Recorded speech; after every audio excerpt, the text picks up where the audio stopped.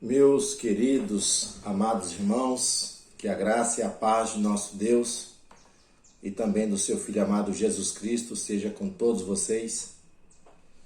Hoje nós vamos comentar sobre resguardando de sentimentos ruins. Sabemos que toda ação, ela acaba sendo gerada, na maioria das vezes, em nossos corações antes que nós venhamos praticá-la. E Jesus, ele, no Sermão do Monte, onde ele vai trazer alguns comentários sobre a lei, trazendo um cumprimento mais significativo, mais real para aqueles que são seus seguidores, é o que nós vamos estar tratando aqui. O texto está em Mateus capítulo 5, versículo 21 ao versículo de número 26.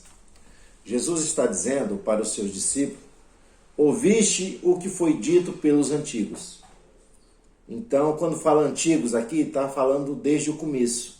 Ouviste o que foi dito desde o começo, quando Moisés trouxe ali a lei para o povo hebreu, dizendo, sexto mandamento, não matarás.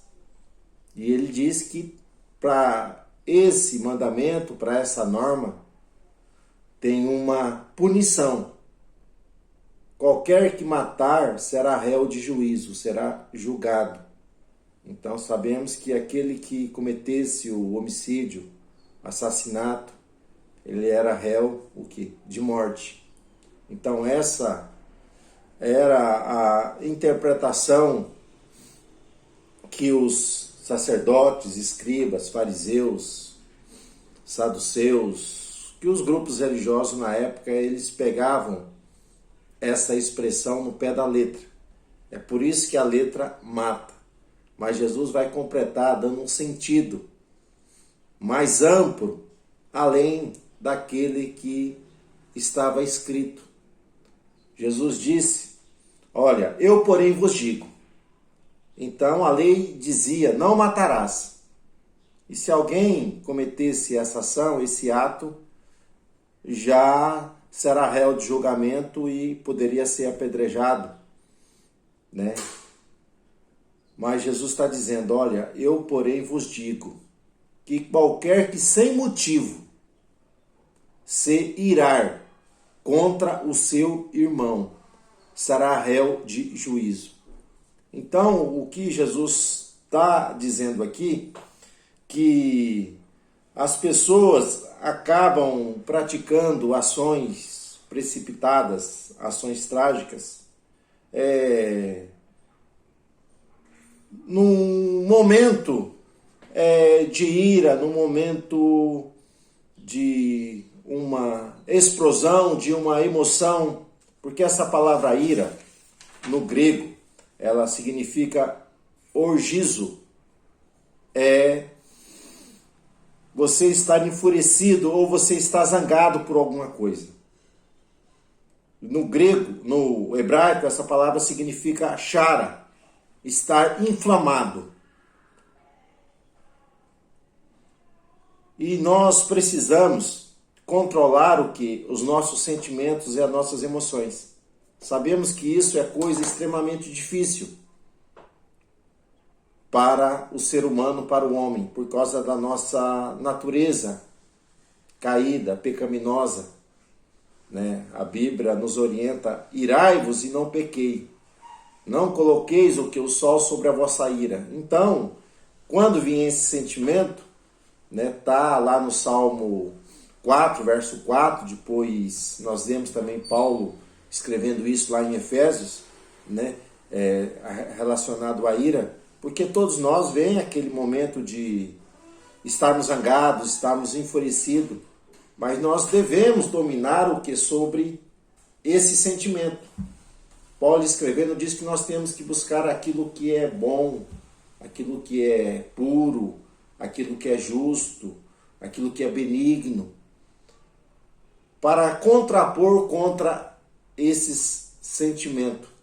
Interessante que Jesus está dizendo, porque algumas vezes nós temos motivo de nos irar, mas nós não devemos pecar, dar lugar à ira e agir de uma maneira precipitada. Só que tem muita gente, olha bem o que Jesus está dizendo, olha, qualquer que irar sem motivo contra o seu irmão. Então ele está falando de um sentimento da qual muitas vezes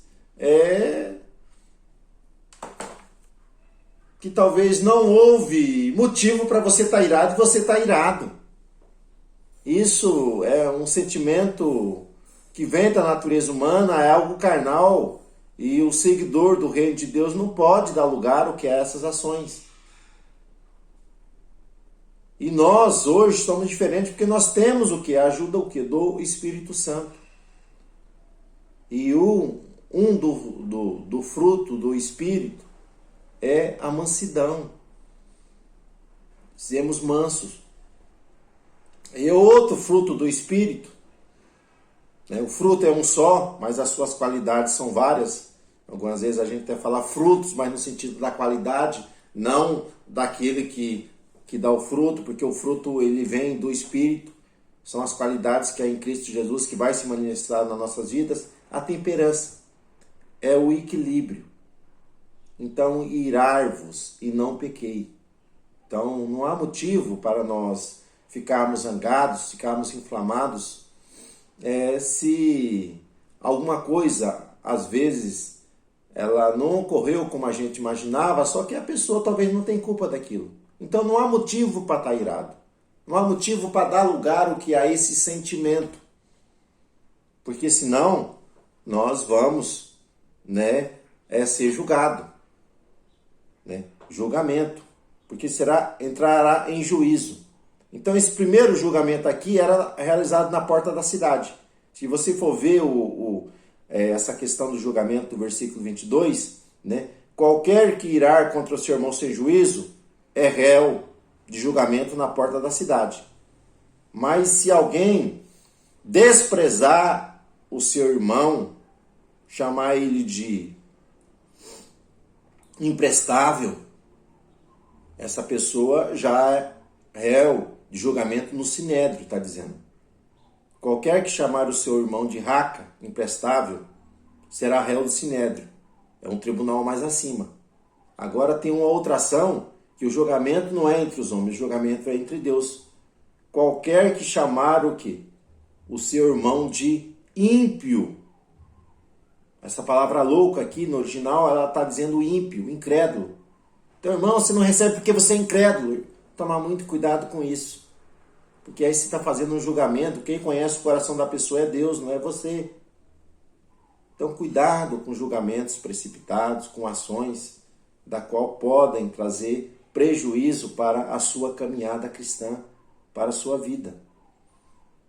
Então, qualquer que chamar o seu irmão de imprestável, meus irmãos, todos nós temos qualidades, temos aptidões e tem algumas coisas que talvez a pessoa não vai se enquadrar, não vai se encaixar para realizar determinadas coisas, mas a gente tem que aproveitar um aos outros naquilo que nós temos de bom para oferecer.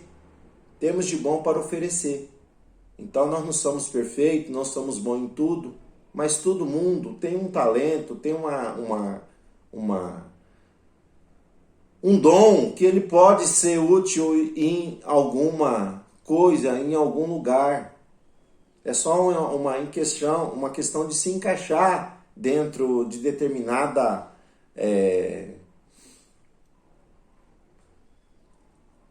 serviço, dentro de determinada ação que está se fazendo.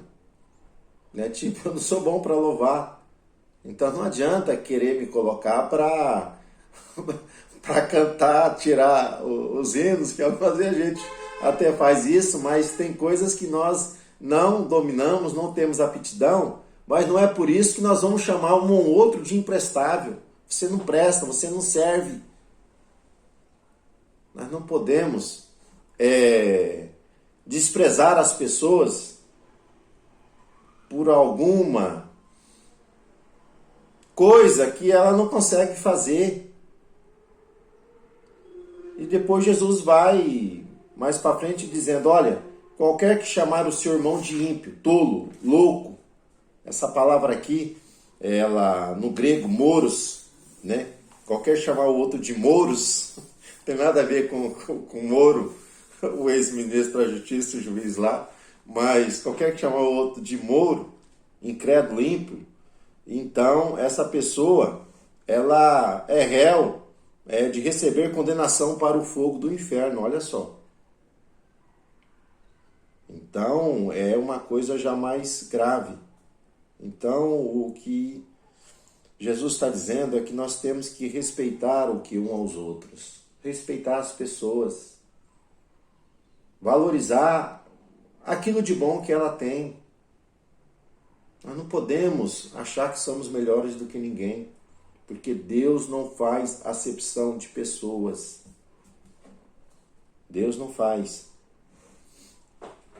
E depois ele vai tratar a respeito da oferta do altar, sobre as desavenças que nós podemos ter com os nossos irmãos. Interessante que no versículo 22 e 23 está falando de irmão. Está falando de irmão. Então ele está falando agora do culto. Portanto, se trouxeres a tua oferta ao altar, então ele está dizendo no culto. Então o culto levava-os à oferta. Então o culto é entrega. Todo culto nós vamos para entregar algo a Deus.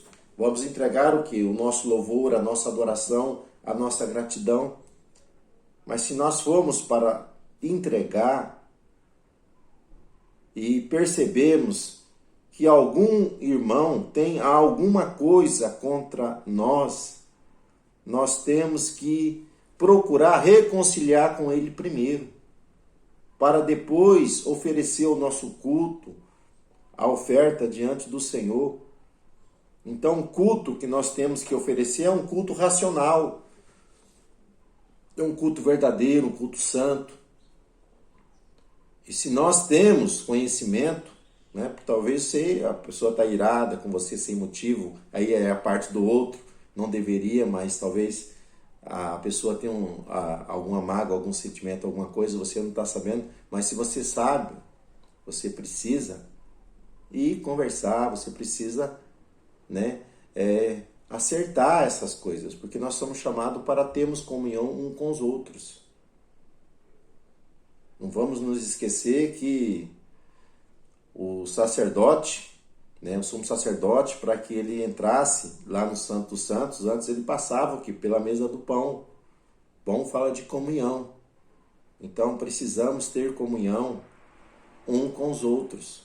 Porque se nós dissermos que amamos a Deus, mas não temos comunhão com o nosso irmão, nós somos mentirosos.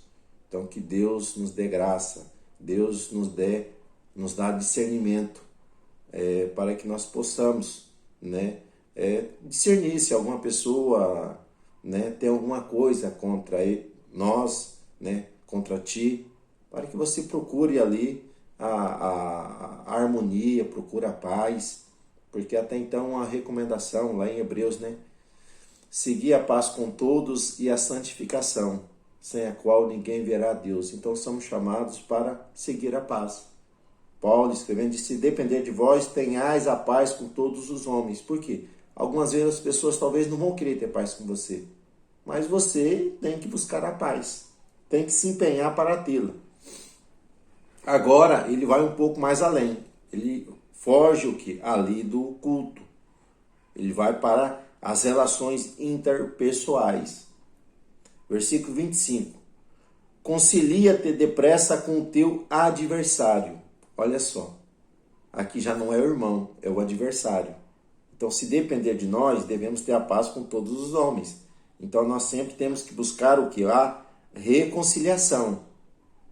Não a guerra, a reconciliação. Concilia-te depressa com teu adversário. Interessante que essa palavra no original, adversário aqui, é oponente, é inimigo. Enquanto estás no caminho, enquanto há tempo, você está no caminho junto com ele. para que não aconteça que o adversário te entregue ao juiz. Então, nós temos que procurar ter a paz. E se estarmos com ele no caminho, vamos evitar as contendas, evitar as desavenças, procurar andar em harmonia, andar em paz. É claro, se a pessoa não quiser, a pessoa não quiser ter harmonia, a gente vai deixar do lado, mas não vamos criar uma guerra contra ele por causa disso, não. Porque nós estamos chamados para a paz. Porque isso pode nos levar a perder o quê? A salvação. A salvação. Então ele fala aqui da prisão, embora aqui ele está dentro de um contexto judaico, é bom nós entendermos essa verdade. Então entendemos aqui que o evangelho ele não é contrário à lei. E nem ele é legalista. Então são dois termos que aparentemente parece que vão a extremos. O antinomista é aquele que é totalmente contrário a regras, contrário à norma. Fala que o evangelho é totalmente oposto à lei. E nós vemos que a lei moral ela não foi abolida. Jesus está dizendo que a lei moral não foi abolida. A lei cerimonial, sim, depois que ele se oferece como a oferta pelo sacrifício, ele é tanto a oferta como o ofertante, o sumo sacerdote das nossas almas. Então, a questão ritualista, cerimonialista da lei, ela acaba através dessa nova aliança que Jesus faz com o seu sangue. Esse novo concerto, essa nova aliança que Deus faz com a gente, ela abole toda a questão cerimonial, a questão ritualista da lei. Só que os aspectos legais, os aspectos morais, nós vamos ver que ele agora é muito mais amplo para aqueles que são seguidores de Cristo. Então nós não somos contrários à lei, nem somos legalistas, porque a lei ela não salva, ela não foi dada como meio de salvação.